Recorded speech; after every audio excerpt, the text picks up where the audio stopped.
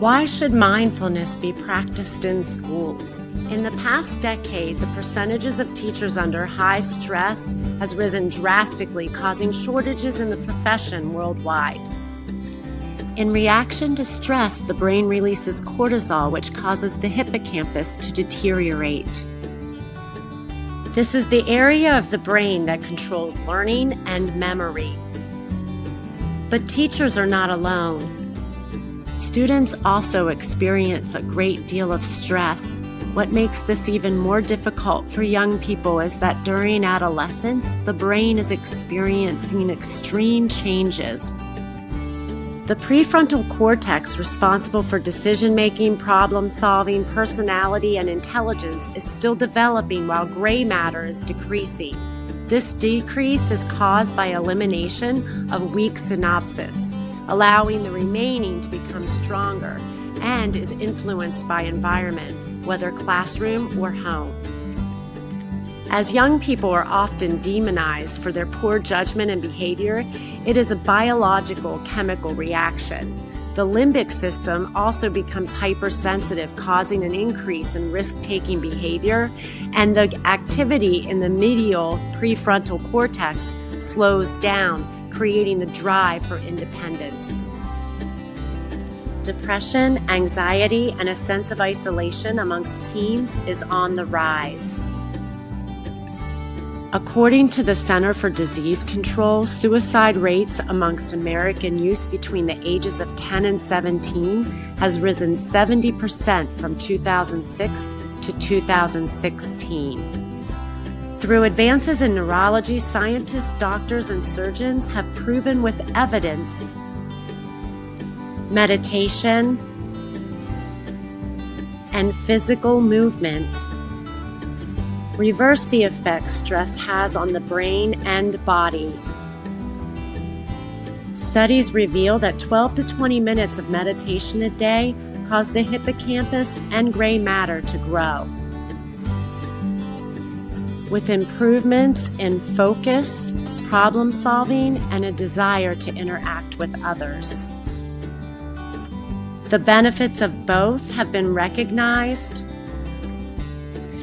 by high-profile athletes, coaches, actors, musicians, and CEOs. Worldwide research on the benefits of mindfulness in the classroom has led to the development of successful whole district programs.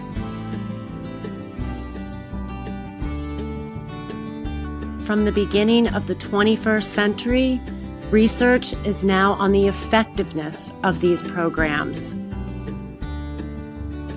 Studies reveal that in order for these programs to flourish, teachers must be trained and practice mindfulness themselves. The most exuberant results in the augmentation of academic achievement, classroom focus, emotional support, and IEP classrooms with a decrease in behavioral issues appear in mindfulness programs beginning at the primary level. Critics of these studies argue that they are lacking data on academic personal growth over a long period of time. Research is inconclusive due to its subjectivity. Mindfulness programs are too costly, and there is not enough time in the school day for implementation with the pressures of state-mandated testing. However, these studies, coupled with scientific neurological research on the adolescent brain, negative effects of chronic stress, and post-traumatic stress disorder in youth, as well as the positive effects mindful meditation and movement have on brain development and growth, makes mindfulness in the classroom a logical solution. More and more students experience child neglect, child abuse, violence in the home, and now in epidemic proportions at school. A larger number of our nation's youth is being raised by working grandparents, aunts, uncles, and other family members with parents in prison or who have lost parents to overdoses with the ever-increasing drug epidemic. In the past 2.5 decades, the availability of addictive prescription drugs and heroin to American youth has led to government-funded supplies of Narcan in our schools and the treatment of now generations of parents on methadone, Suboxone, and other addictive medications that current students may have access to. There is not yet a medicinal remedy for methamphetamines.